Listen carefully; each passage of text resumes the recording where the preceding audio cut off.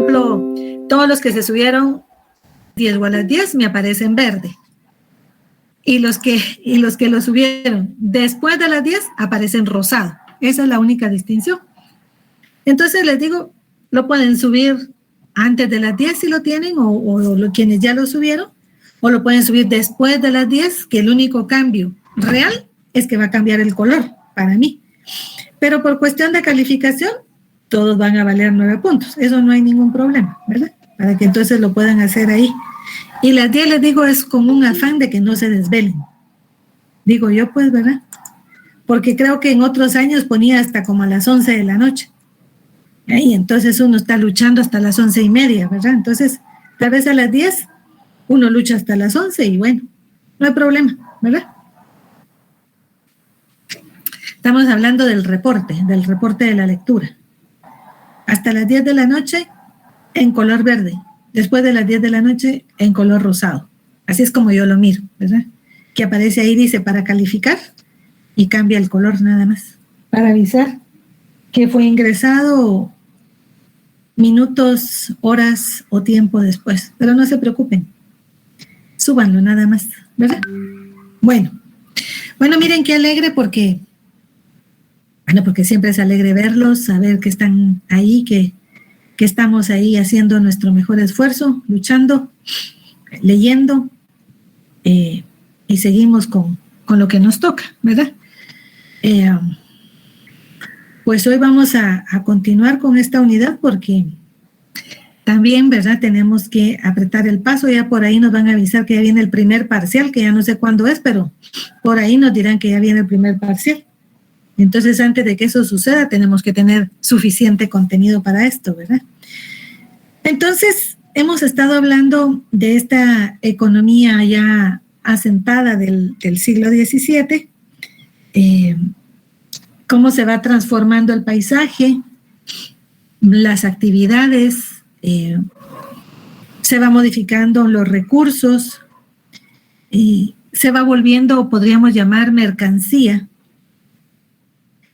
bienes que anteriormente no tenían ese valor o ese criterio o esa mirada, y con esto, digamos, la vinculación entre las posiciones de ultramar y la corona, pues va adquiriendo una mayor organicidad en esto, ¿verdad?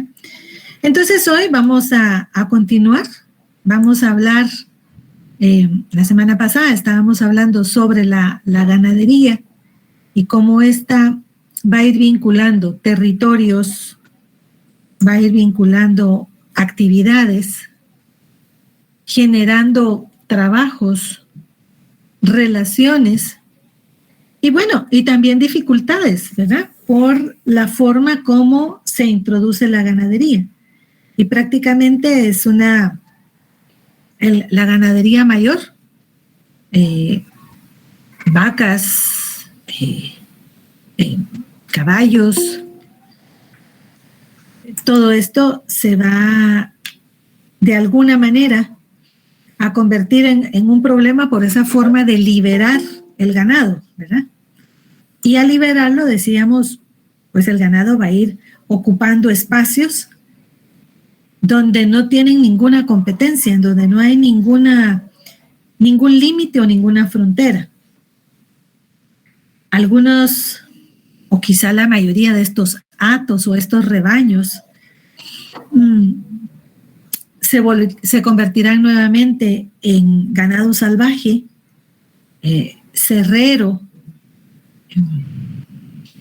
y entonces el trabajo es recuperarlo en esas grandes planicies, tanto en el Virreinato de la Nueva España en México, como en el enorme Virreinato del Perú. Entonces toda esta, digamos, dinámica va generando regiones, especialidades, trabajos y productos que se están consumiendo nuevamente, ¿verdad?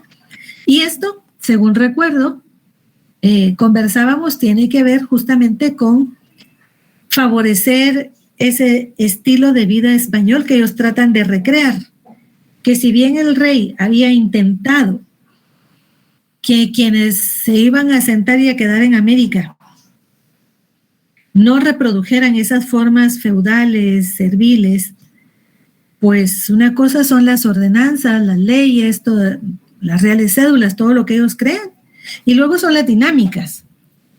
Y decíamos que en alguna medida, tanto en Lima como en la Ciudad de México, pues aunque las máximas autoridades, llamémosles civiles, para distinguirlas de las religiosas, van a ser los virreyes, y en el entendido de que el virrey representa al rey, en realidad aquí los virreyes van a ser los reyes de estas regiones con sus cortes y van a reproducir ese modelo feudal de nobleza, de acomodo, de lujos, de buena vida, y para eso pues traen justamente el ganado y muchas cosas más, ¿verdad? Y podríamos decir que todas las especies menores, ovejas, cabras,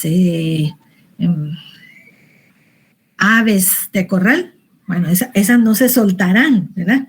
Sino que se tendrán en hatos mucho más controlados o cuidados, aunque existan hatos enormes, como el que yo les mencionaba de aquí de Guatemala, en la hacienda Chancol, y que nos va quedando todavía un poquito de esa tradición, porque en el área de Huehuetenango todavía se consume, por ejemplo,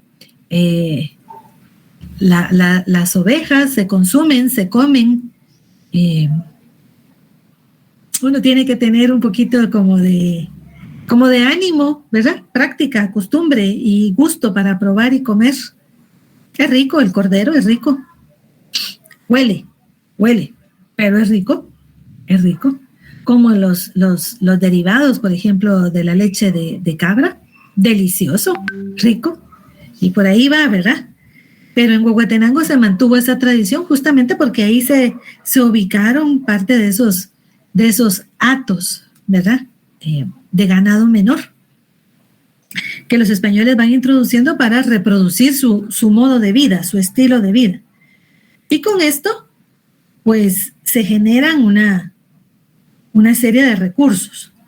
Y entonces, digamos como el siguiente, podríamos decir, el siguiente rubro dentro de esa economía colonial sería hablar de las manufacturas, de todos los bienes transformados y que favorecen los oficios, ¿verdad? Los oficios en función de esa transformación. Y volvemos aquí con algo que hemos dicho.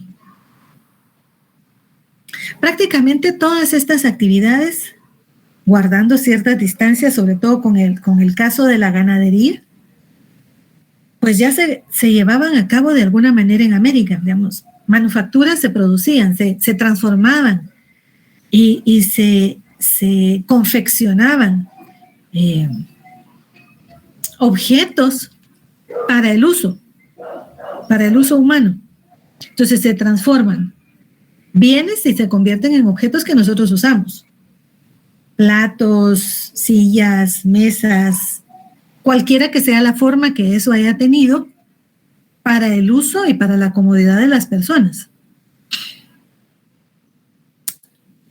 Con la presencia europea, entonces se van a aprender sobre lo que ya se conoce y lo que ya se sabe, técnicas, instrumentos, y se va, podríamos decir, a ampliar la cantidad de objetos a los cuales se va a tener de alguna manera acceso o disposición o uso. Algunos de estos serán de uso doméstico, de uso cotidiano, de uso común, y otros son suntuarios, de lujo, ¿verdad? Creo yo, como todavía conservamos alguna tradición de esto. Nosotros tenemos en nuestras casas seguramente nuestra vajilla de uso diario, cualquiera que sea nuestra vajilla de uso diario. Platos desechables, vasos de cartón. Por ejemplo, en mi casa Existen vasos que antes fueron frascos de jalea, ¿verdad? Y yo creo que no hay casa que se respete que no tenga vasos que sean frascos de jalea en su vida anterior. Sobre todo Anabeli, ¿verdad? Uno va comiéndose la jalea y luego va usando esos frasquitos como vasos. Eso es el uso común. Va a haber una cena, o antes, ahora no. Una cena, un almuerzo, desayuno elegante como que no mucho, ¿verdad? Pero un almuerzo, una cena elegante, y uno guarda sus frasquitos de Anabeli y saca vasos de verdad. Es decir, vasos que han sido fabricados como vasos. Y luego, si son comprados en Semaco, todos tenemos los mismos vasos y las mismas jarras. Pero luego nos ponemos elegante y vamos a comprar a otro lado. Y tenemos entonces las de uso suntuario, de lujo, para ocasiones especiales. Y yo no sé si pasa en sus casas. También casa que se respete tiene como una alacena, una platera, un closet, un estante, donde están guardadas cosas finas, elegantes, que nunca se usan.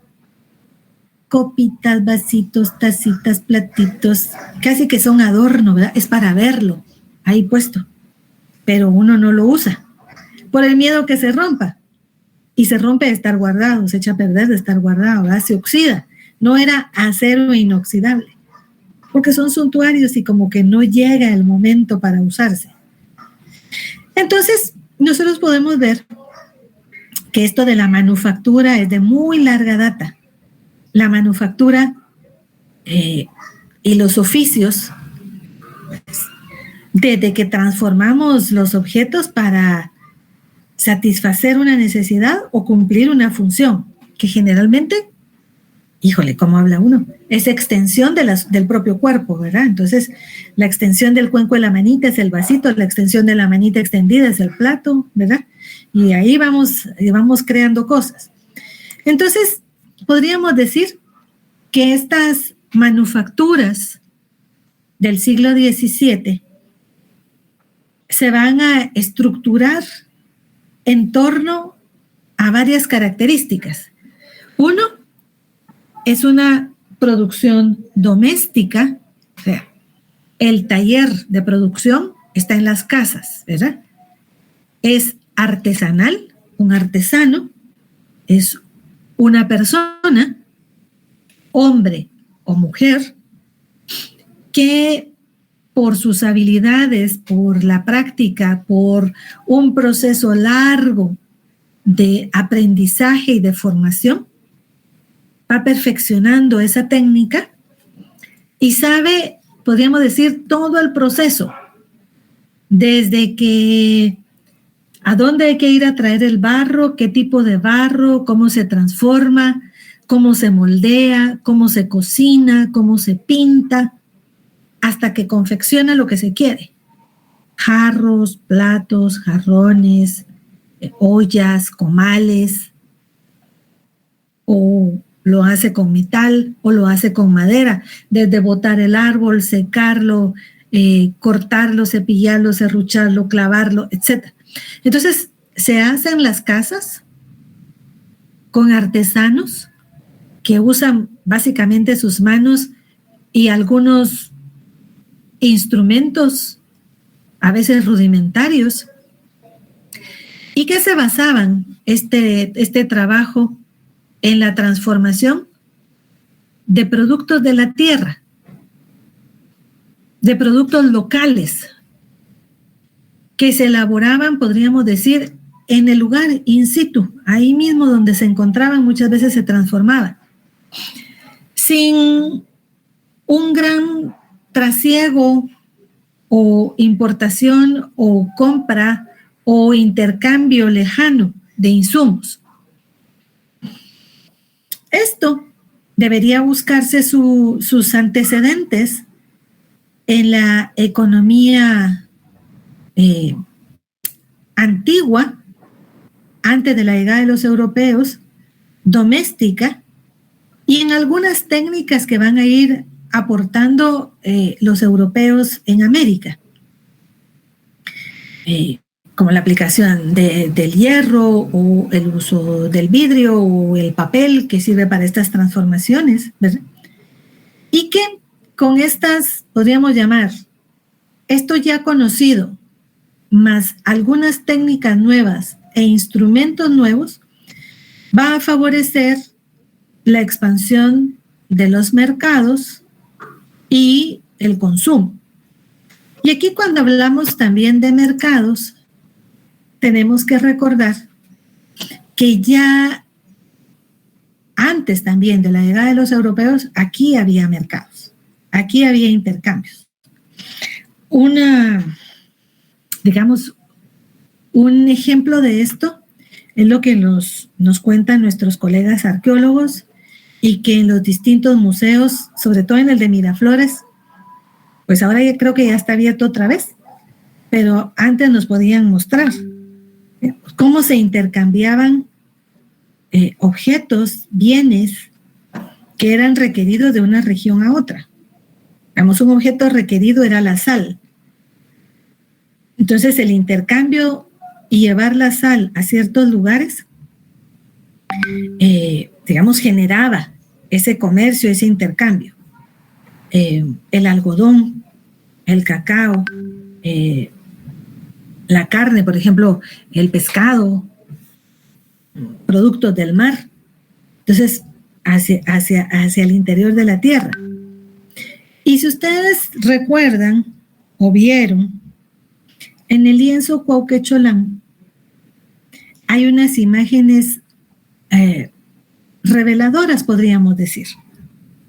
Porque quienes vienen guiando las expediciones de los europeos hacia el interior de América, en general son los comerciantes, porque ellos son los que conocen las rutas. Los europeos venían atraídos por la riqueza. ¿Dónde estaba la riqueza exactamente? No se sabe. Al menos ellos no lo saben. ¿Quién les puede dar referencia de la riqueza? Los comerciantes. Y cuando vemos en el lienzo nosotros vemos gente que lleva, por ejemplo, sus cacachtes, en donde van transportando cosas, porque junto con la guerra, o además de todo este ejercicio de la guerra, está el comercio. Los comerciantes van. Y además de la guerra de conquista o la guerra de invasión, pues las personas tienen que comer y tienen que intercambiar y necesitan insumos, llamaríamos modernamente, o necesitan objetos. Y los comerciantes van. Esa es una de las imágenes, yo creo que más encantadoras que yo he visto. Lástima que no se me ocurrió y no se las enseñé, pero yo sé que ustedes ya las conocen y las saben, ¿verdad? Entonces, todo esto del comercio, vamos, está establecido y lo que hace aquí la palabra es favorece la expansión. Podríamos decir, se acrecienta el radio de estos mercados y del consumo. Como, si ustedes recuerdan, mencionamos que en el primer siglo, prácticamente es el siglo de la fundación de la presencia europea, pues entonces empiezan a establecerse ciudades, algunas de manera formal, mediante un acta, bueno, todas mediante un acta, pero algunas solo se quedan en eso, otras son habitadas. Y el crecimiento de las ciudades, de las haciendas, de los centros mineros, va a hacer que esta actividad manufacturera tenga, digamos, un mayor espacio, porque se van creando nuevos talleres en las ciudades y además de esos talleres en las ciudades, van a haber en los centros mineros artesanos, en las haciendas, en los reales de minas, y entonces va a haber, podríamos decir, más trabajo. y más lugares en donde llevar a cabo esta función. Esto, podríamos decir, este siglo de expansión, el 17, va a tener un freno. El freno lo vamos a encontrar en el siglo XVIII, sobre todo por ahí a mediados del siglo XVIII, cuando la Real Hacienda va a comenzar a cobrar directamente las alcabalas, o sea, esos impuestos a la manufactura. ¿Cómo sucede esto de manera específica? Lo vamos a ver en el momento que conversemos sobre las reformas borbónicas del siglo XVIII. Entonces, nosotros vemos que va creciendo la fundación de ciudades, la expansión humana va siguiendo, por ejemplo, los centros mineros y las haciendas, y estos se vuelven como núcleos que atraen a personas que saben fabricar las cosas que se necesitan. Y esto va abriendo más mercados y más vías, más rutas para este consumo. Podríamos decir que tecnológicamente las diferencias entre las manufacturas europeas y las americanas no eran significativas durante los siglos XVI y XVII. O sea, tan rudimentarios en Europa como rudimentarios aquí. Tan simples los procesos de producción en Europa como la que encontramos aquí, ¿verdad? En esta, digamos, producción doméstica. Aunque vamos a encontrar un cambio, igual que con el cobro de las alcabalas, también en el siglo XVIII, en la forma como se transforma la materia, digamos, en la aplicación de la tecnología, vamos a encontrar un cambio también en el siglo XVIII, como efecto de la revolución industrial. Y como nosotros sabemos, la revolución industrial opera en Europa y van a aplicar entonces máquinas a la producción. En primera instancia, esta revolución industrial del siglo XVIII va a aplicar el vapor para, digamos, el movimiento de las máquinas. Y aunque las máquinas son rudimentarias, digamos, la producción crece, se pueden usar otras materias, se pueden hacer otras combinaciones.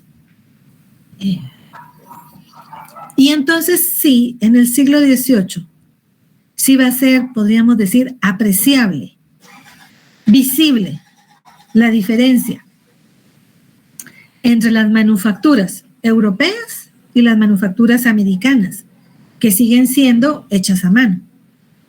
Actualmente nosotros diríamos, bueno, lo hecho a mano es y debe ser más valorado. Ahora casi que todo lo hacen las máquinas, ¿verdad? Todo. Y entonces, pues lo que está hecho por un artesano o una artesana, alguien que usa sus manos y transforma la materia, incluso las imperfecciones, son quizá lo más apreciado. Digámoslo en algo sencillo que quizá a nosotros nos gusta, el papel. Uno puede comprar una resma de papel bond y no encuentra imperfección. La limpieza, el tamaño, el color, el peso, el gramaje, ¿verdad? ¿Qué será eso del peso? Todo es igual. Ustedes sacan su resma, ¿no? Eso, como cuando uno, ¿se acuerdan? Cuando éramos chiquitos íbamos a las fotocopiadoras y se le acababa el papel a la fotocopiadora y abrían ese paquetón, ¿verdad? Y lo aireaban y lo movían, que eso, bueno, quienes trabajaban ahí, a mí me admiraba, ¿verdad? La habilidad que tenían para moverlo y para abrirlo y para darle ahí 1000 vueltas. Todo el papel es igual. Por ejemplo, nosotros podemos comprar papel artesanal. Ninguna hoja se parece a otra.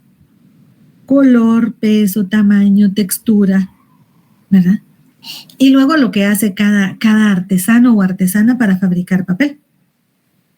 Entonces, ¿qué papeles? No sé, que le echan té y que le echan olores y que le echan, que lo producen a base de distintas cosas, de tela, de otros papeles y qué sé yo, qué más.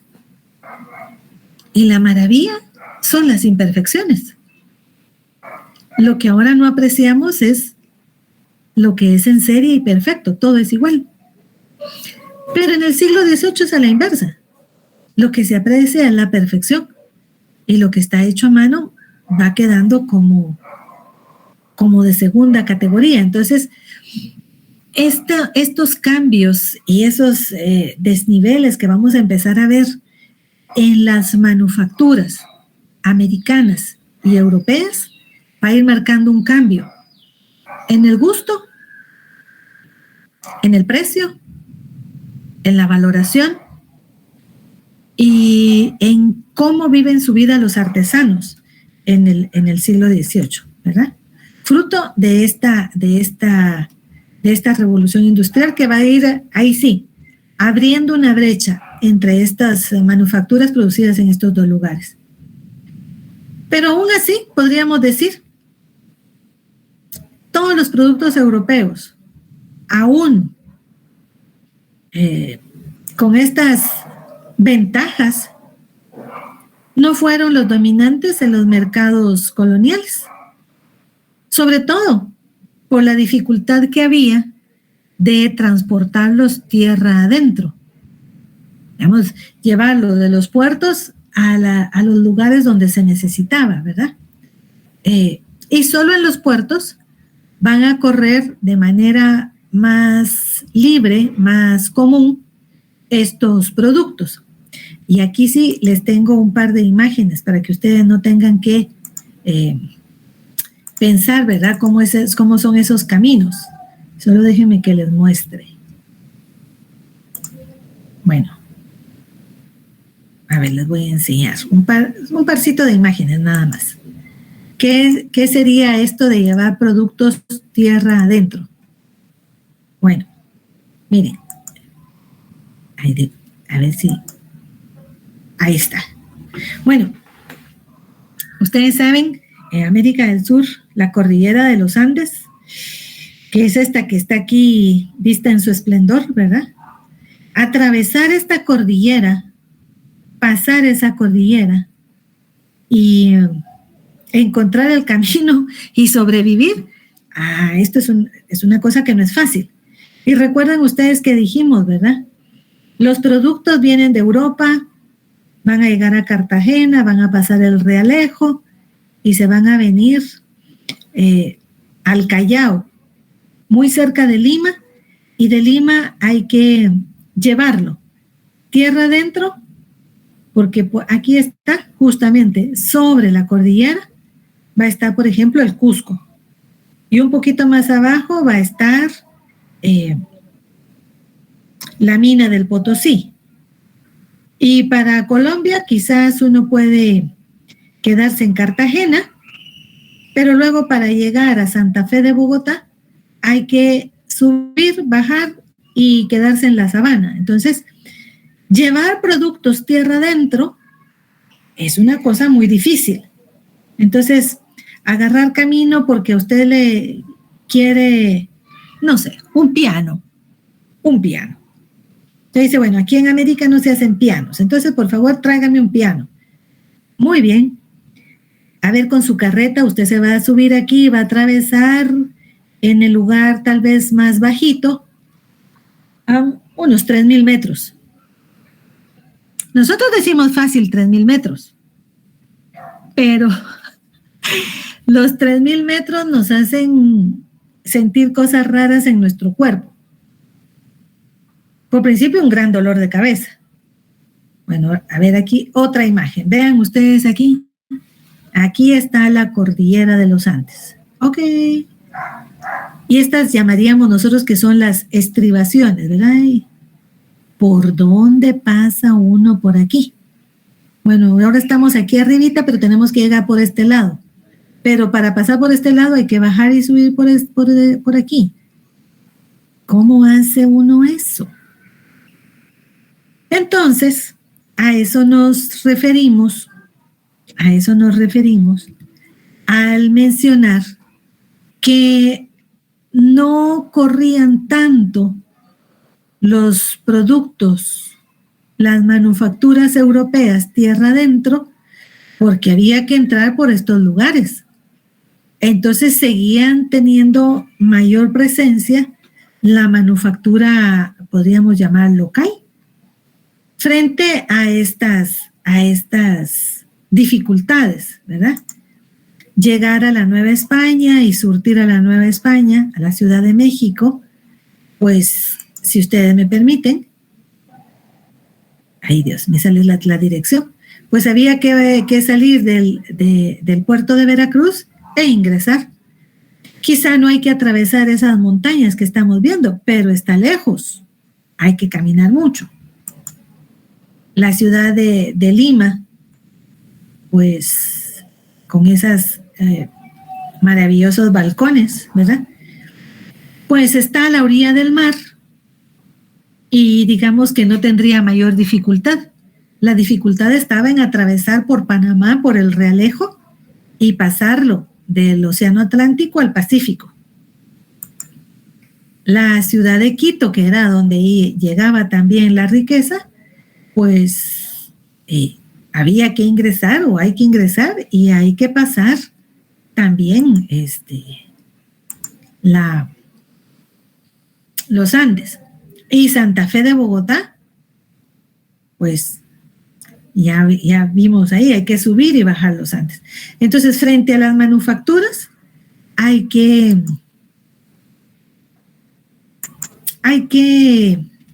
sopesar los caminos, el transporte y lo que las personas piden o desean que les lleven, ¿verdad?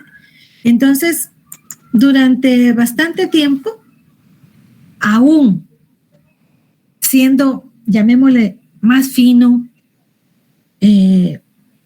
con mayor diferencia, las mercancías, los productos, los objetos, pues eran de difícil acceso.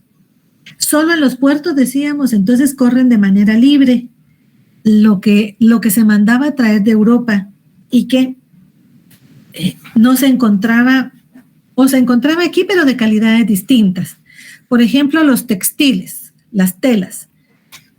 Entonces, pues aquí habían todas las telas de algodón, de lana, de distintos hilos que se traían, se importaban o porque se producían con fibra vegetal o fibra animal, ¿verdad? Pero una tela producida en telar artesanal genera unos resultados, por lo menos hay un ancho específico y no se puede tener más. Pero las telas europeas pues tienen otra calidad. No estoy diciendo que sea mejor ni que sea más buena, es de otro tipo, ¿verdad? Las herramientas que se traían, bueno, pues aquí hasta más tarde se van a encontrar hierro para producir estas herramientas, pero en general no. Entonces, digamos, todas estas herramientas y los productos de hierro, pues necesariamente se traía de Europa. Otra cuestión que se mandaba a traer, fíjense ustedes, era el papel. Había una tradición mayor de fabricación de papel en Europa de la que se tenía acá. Entonces, el papel era un bien muy apreciado. Y eso, por ejemplo, me lleva a pensar en cómo cambian las cosas, ¿verdad? Nosotros casi que el papel es de usar y de tirar, de desperdiciar, de no guardar, ni siquiera llamemos reciclar, sino lo que vale la pena para escribir y para usar. Entonces, tener un papel, tener un documento, escribir una nota, que por ejemplo, un notario escribiera algo. Por eso nosotros cuando vamos a los archivos, que espero yo que pronto podamos volver a estar de una manera más asidua, más tranquila, más segura, más confortable. Y déjenme que les haga aquí una nota, ¿verdad? Pues si ustedes vieron en la página de la escuela se da la condolencia de un compañero que se llama Jorge Castellanos. Él fue un estudiante de arqueología, luego estudió historia y en esas posibilidades, cuando Ana Carla fue directora del Archivo General de Centroamérica, muchos estudiantes estuvieron con ella en proyectos para ordenar, clasificar y poner en uso del público documentación. Entre estas personas fue este compañero Jorge, que durante muchos años trabajó en el archivo. Y como hay que decirlo, el Archivo General de Centroamérica, pero sobre todo cuando el Archivo General de Centroamérica se vincula con el archivo de la policía, para los gobiernos de los últimos años esto ha sido un poco molesto por lo que resguardan sobre lo que ha sucedido en el país, ¿verdad? Sobre todo en los últimos 50 años. Entonces, pues a los archivos en Guatemala nunca les han dado suficiente dinero para que funcionen. Y nunca han dotado de personal y de recursos. Algunos de los estudiantes que pudieron ir a hacer alguna práctica, algún trabajo remunerado en el archivo, algunos se quedaron, entre ellos Jorge. Y era una persona muy, muy amable, muy platicadora, muy servicial dentro de los trabajadores del archivo, que en general todos los trabajadores del archivo son así. Pues ayer tuvimos la triste noticia que Jorge se enfermó con COVID y falleció. Entonces, pues sale esto porque él trabajó con esto de los tesoros del siglo XVIII, del siglo XVII, que es el papel en sí mismo. Luego estará lo que dice ese papel, pero el papel en sí mismo era un tesoro. Y entonces, hablando de las manufacturas, pues podríamos decir, una manufactura que se requería mucho, que se valoraba mucho y se apreciaba mucho en este periodo es el papel. Y digamos, que nosotros tengamos esa posibilidad de tocar algo del siglo XVII, algo del siglo XVIII, que hizo unos grandes viajes, que pasó por tantas manos, y que cuando nosotros vemos esos documentos, el documento está escrito casi que en todo su espacio, menos en el encabezado, donde dice, digamos, tiene el sello real, ¿verdad?, del papel, porque el papel va a ser un ramo estancado. Va a ser tan apreciado que la corona se va a reservar el vender, el otorgar, el distribuir el papel, y cobra por ese uso del papel. Entonces nosotros vemos los documentos que desde la primera línea, a veces en los bordes, ¿verdad?, en los bordes derechos, izquierdos, tienen anotaciones, tienen explicaciones, tienen fechas. Y luego, por ejemplo, un expediente no deja hojas en blanco. Generalmente no deja hojas en blanco. Entonces mandan una carta, la respuesta de la carta está escrita ahí, las anotaciones, todo.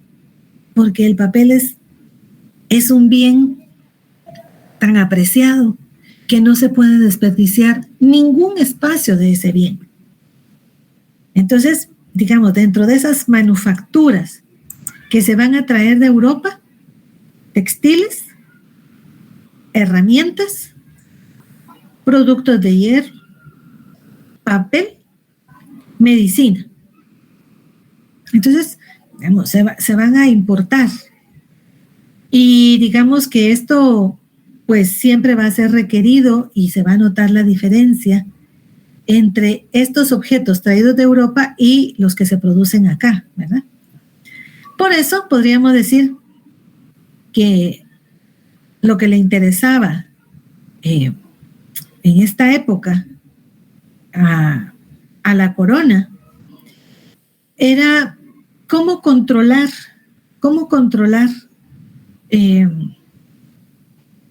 el desarrollo de las manufacturas en sus territorios de ultramar y que la competencia de Europa, ¿verdad?, no arruinara a estas manufacturas.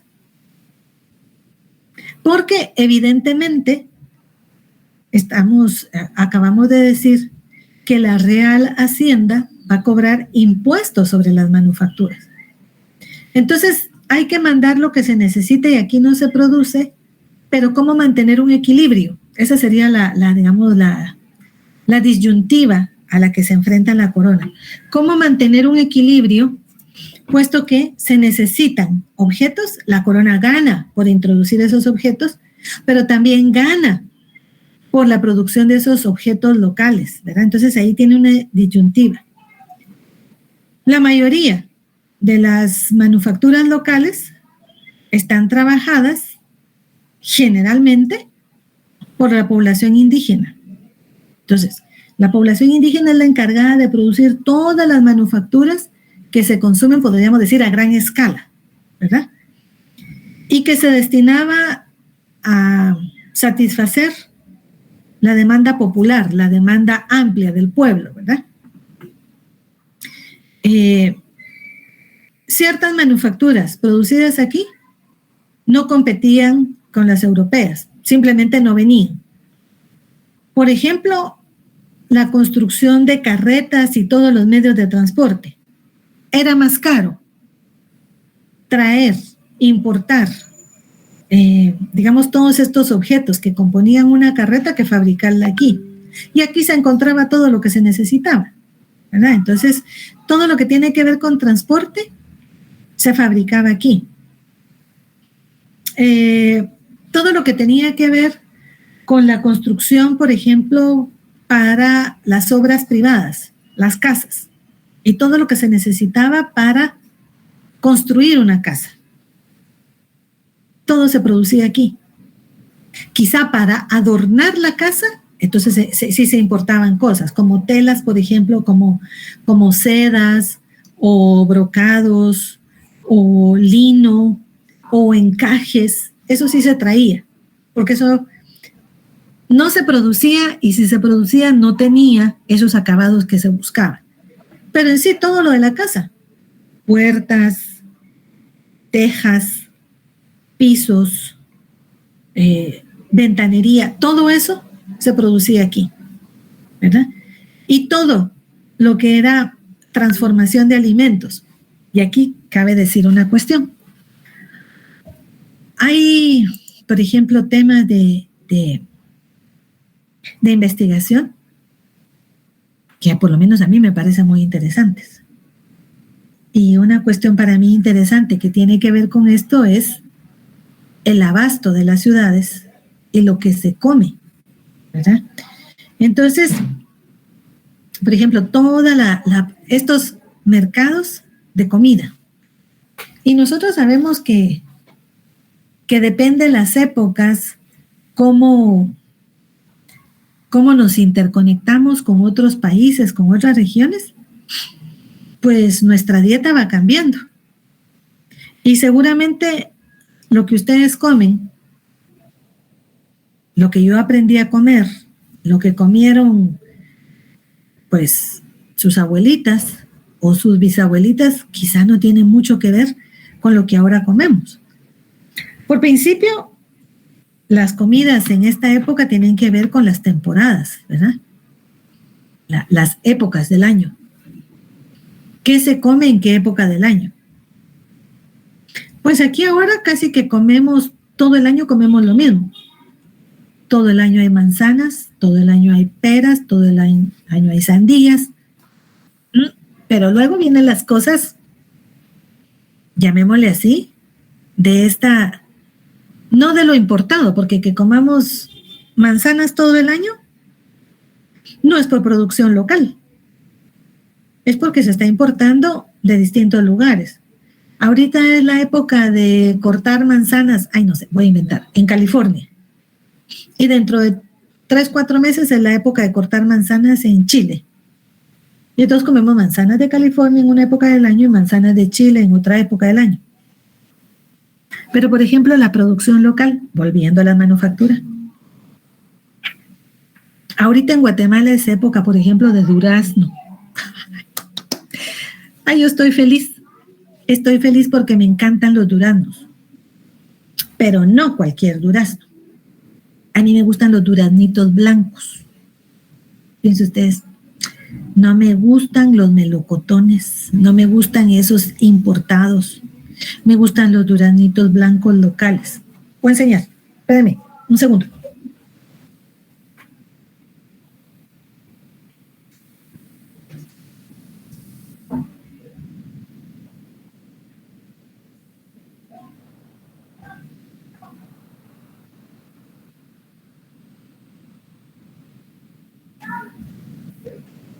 Ya vine, fui a buscar en mi canasto. Duraznito, blanco, chiquito. Blanco porque cuando ustedes lo pelan, la carnita del duraznito es blanca. No es como amarilla de los melocotones. Duraznito, chiquito, divino. Duraznito, lindo. Es como verdecito. Nunca se pone como amarillo. Y tal vez es un poquito más grandecito que esto en algún momento. Ahora estamos en época de esto. Entonces, sí, esos que se hacen en miel con, ¿cómo se llama la frutita? Que se da rojito. Ahí ustedes. Ya no funciona mucho la cabeza. Duraznos con, no, cerezas. Durazno con cereza. Unas frutitas rojitas que cuando hacen los duraznitos en dulce parecen unas frutitas chiquitas ahí con una gran pepita que uno no tiene casi nada que comerle, ¿verdad? Durazno con cereza. Ahí vamos al mercado a comprar esas cosas lindas. Esto, por ejemplo, esto es de lo que se encontraba en los mercados. ¿Qué hay en los mercados? ¿Qué abastecen los mercados? ¿Qué nos dan los mercados? Y decíamos, bueno, aquí estamos hablando de mercados locales guatemaltecos, pero en Perú, en Colombia, en México, en Zacatecas. Entonces, por ejemplo, en México, uno va al mercado en México y lo que aparece en cantidad de canastos son nopales.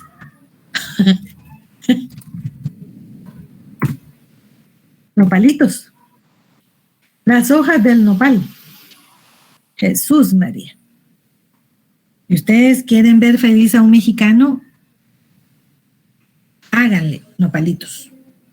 En ensalada. Con tomate, con cebolla, con limón, con chile. Espérate, Fernanda. Ahí vamos con esto. Y sale una cosa deliciosa. Y claro, en esta época los mexicanos miran su bandera, ¿verdad? Verde los nopales, rojo el tomate, blanca la cebolla. Ahí está la bandera. Entonces, yo como pone Fernanda aquí en el chat, yo los prefiero asados. Porque los nopales en ensalada, como son como estas hojitas que tienen esa savia así viscosa, ¿verdad? Yo diría que los nopales son babosos, porque tienen baba, porque tienen como esa savia viscosa, como el aloe vera, ¿verdad? Que es así viscosito. Pero luego uno se come eso y cuelga ahí esa babita, ¿verdad? Entonces, ay, es como comer gelatina aguada. Ay, Dios, eso, a mí me cuesta comérmelo en ensalada. Lo prefiero asado. Entonces ahí no sale así. Y en México uno podría confundir ya unos nopales preparados, bien preparados, con ejotitos, ¿verdad? Bien preparados, ya salen como ejotitos, cortados. Delicioso. Entonces,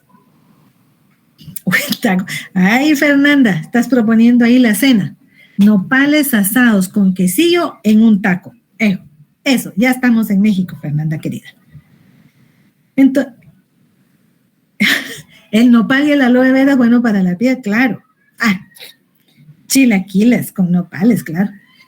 Claro que sí. Entonces, nosotros vamos viendo que todas estas cuestiones tienen que ver con, digamos, el abasto que en los mercados, en el consumo, está haciéndose, ¿verdad?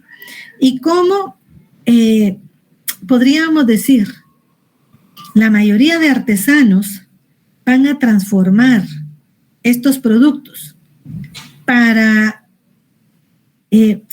amueblar o acomodar las casas, el menaje de las casas, pero también las mesas para alimentar a las personas, ¿verdad?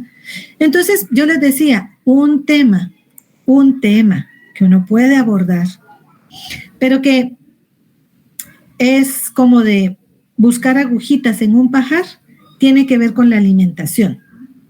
¿Qué comía la gente en qué época? Y, por cierto, no sé si lo voy a encontrar. Hay una señora que se llama Sonia Corcuera. Sonia Corcuera. Es una historiadora mexicana que estudia la alimentación y su libro se llama Entre gula y templanza. Sonia Corcuera tiene un libro lindísimo, Entre gula y templanza.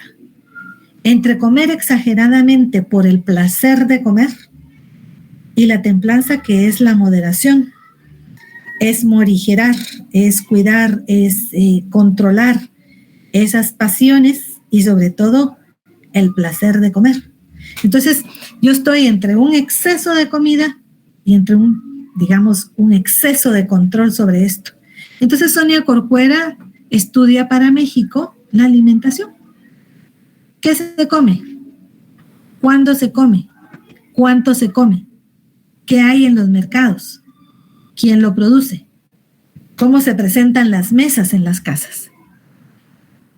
Interesante. Podría decir yo, un trabajo que podríamos ahí intentar, ¿verdad? Y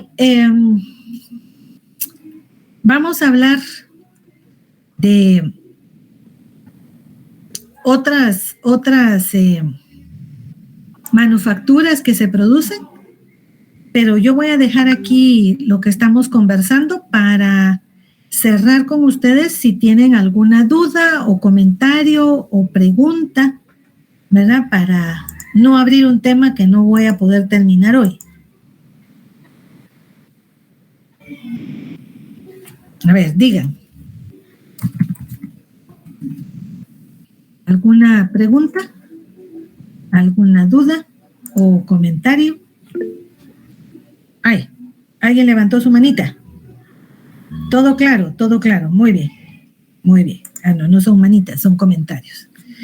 Bueno, entonces podríamos decir, así platicado, que vamos viendo. Solo déjenme que les enseñe una última de un trabajo muy especial que es transformación. Que a mí me encanta. Con esta imagen me despido, ¿verdad? Para que ustedes vean un tipo de trabajo que es extraordinario.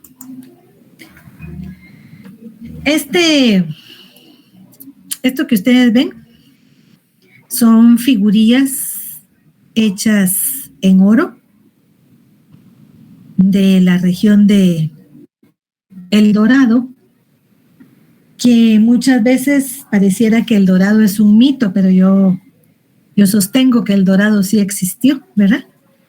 Y esta que está de este lado, a su mano derecha, pues que pareciera un encaje, ¿verdad?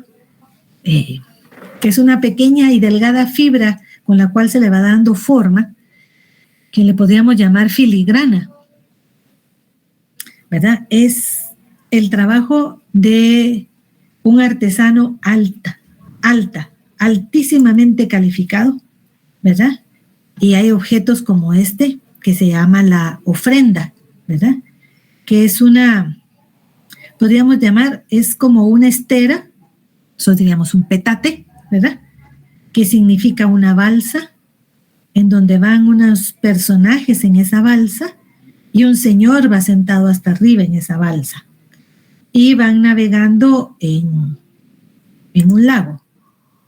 Estas ruedas, estos hilitos, esto que ustedes ven aquí, es toda una pared que está en el Museo del Oro en Colombia, donde está la muestra de todos los objetos que se han encontrado en un lago de Colombia que se llama Guatavita. En este lago de montaña, tiraban estos objetos de oro al fondo de ese lago como una ofrenda a los dioses y los han rescatado. Y entre estos esta maravillosa ofrenda, y aquí, claro, digamos, algunos de los hombres que van en esa ofrenda o figuras humanas que van en esa ofrenda. Eso es para que vean ustedes que